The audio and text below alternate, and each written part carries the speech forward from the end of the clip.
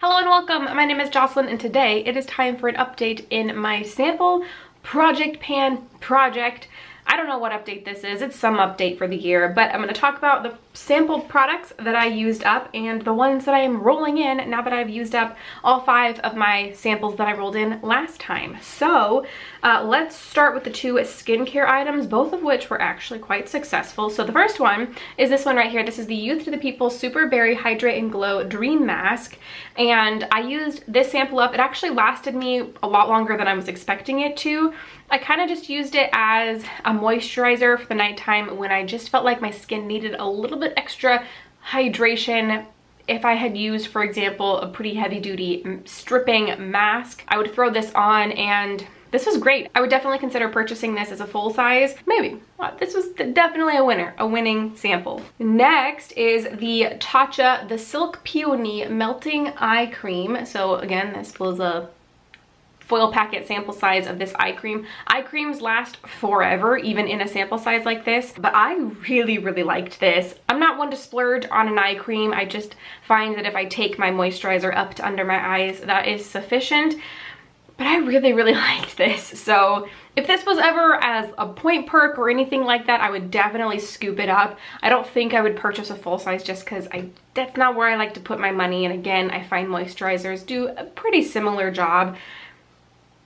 But this was nice. This was definitely a little luxury item I was able to use for a little while. Sorry if the angle changed a little bit. I just had to change my battery. Okay, moving on to the more makeup related items. The first one is a sample of the Pure No Filter Blurring Photography Primer. I wasn't a big fan of this. It takes a lot for a primer to impress me, and this one just didn't. So I wouldn't purchase a full size of this.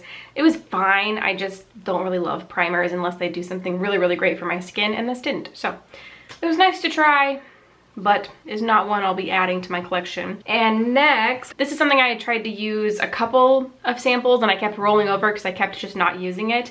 It is this right here. This is the Charlotte Tilbury Hollywood Flawless Filter, and I thought that I could maybe get like at least half of my face covered with these little sample sizes.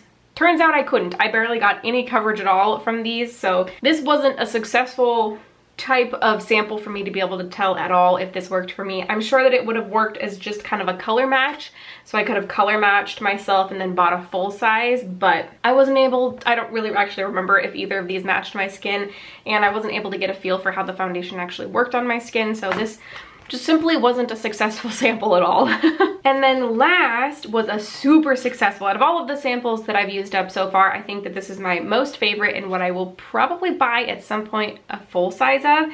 This is the Glossier Cloud Paint, and then it comes in the shades Puff and Storm, so it comes in both of these shades. I've used this little sample packet of the Cloud Paint, and then I had another one that had the two other shades in it, and I really love this formula so much. I have hesitated buying this product in the past just because I don't love the packaging. Like, for example, this is some of my most absolute favorite packaging ever. These M Cosmetics liquid blushes are just so beautiful and just aesthetically pleasing, everything.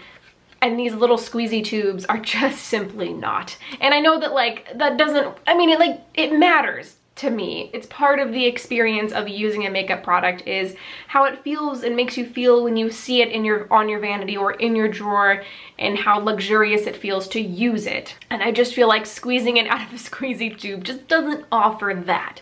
However, the samples that I've been able to use from these foil packets, I think has convinced me that in this case, the packaging may not matter because the product itself is just so good. I really loved both of these shades. I was particularly drawn to the shade Storm. It is a little bit darker, but these work with, I think, most skin tones. I mean, I only have the one skin tone to work with, which is the one I've got on my face right now. I really like these. Next time I place a Glossier order, I will definitely be picking one of these up. or maybe more. They're really not that expensive, which is also great. So those are the 5 items, the 5 samples that I have used up. As I was picking new samples to use, I realized that I really don't have that many left to work with. Apparently I need to be ordering more stuff from more places. Not that my bank account would agree, but I am starting to run out of products to use. So these are the things we're working with. Let's start with this. This is something kind of different than what we're used to seeing in my sample project pan. It is a hair care item. I don't really love using hair care items like this just because I find it a pain to have to break one of these open in the shower and use it, but this is a product by the brand Verb, which I've heard really great things about. This is their mild and color safe cleanse hydrating shampoo and their enrich and restore and soften hydrating conditioner. So I don't think that these are necessarily designed for curly hair, but that's okay. I've been a little more lenient on the types of products that I've used in my hair. I find a lot of success with a lot of curly, appropriate or approved hair care products, but I also find success with not necessarily curly girl approved hair care products. So I figured I might as well give this a try. I think that I'll get a pretty good use, maybe 1 use out of the conditioner, maybe a couple out of the shampoo. I might be able to get, I use a lot of conditioner nowadays. Even though my hair is short, I need a lot of conditioner to just make sure that my curls are nice and hydrated. So this is my first product. I have a skincare item. This is by the brand Saturday Skin. This is the Rub-a-Dub Refining Peel Gel. How do you use this? So cleanse and then pat dry your face. Gently apply to the face and rub in circular motions for 1 minute. Rinse clean with warm water. May be used once or twice a week. So it's kind of just a exfoliator, like a gentle exfoliator, I would imagine. I don't know. I guess we'll find out when I try it and use it up. Next, we have a primer. I think I used one of these last year in this project pan, but I had another. So this is the Milk Makeup Hydro Grip Primer. I got another little sample of these, so I will use this up.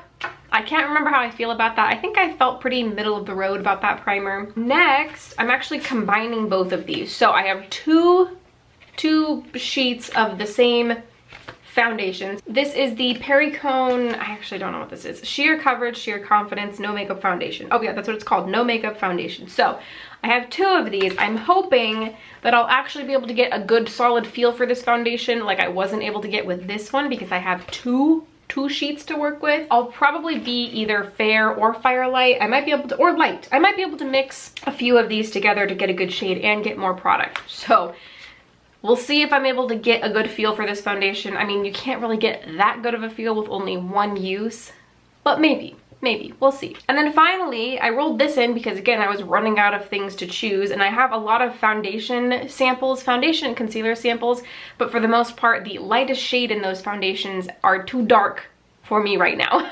So I might be able to use them later in the year, but not right now. So I roll this in right here. This is it's like a sample. It's a sample of the Cover FX Perfect Setting Powder. So it's a little jar. It's so cute. This is in translucent light. Comes with a little cute little top that I can just pop open, and this will definitely give me an idea of how much I like this product. I think that there's definitely enough little powder in here. This will probably take me, I mean, I don't know, it's hard to tell with powder, but probably a month to use up because I don't use a ton of powder on my face, definitely under the eyes and usually kind of my T-zone. I usually don't put powder right here, and that's it. So we'll see how long this lasts me, but I'm excited to give it a try. I don't think I've ever tried a Cover FX powder before. I might be wrong, but I don't think so. So we'll see. All right, and those are my new samples that I will be using and the ones that I used up and rolled out and have a little mini review of. If you like Project Pan videos, I hope that you give this one a thumbs up. And if you don't want to miss any future uploads from me, definitely consider subscribing. I'm also doing a group Project Pan Partners in Cream with a ton of people, and I'm also doing a Pan That palette for the year of 2021. So if you like Project Pans, I've got some good content out there for you right now. I think that's everything I have for you today. Thanks so much for watching, and I will see you in the next one.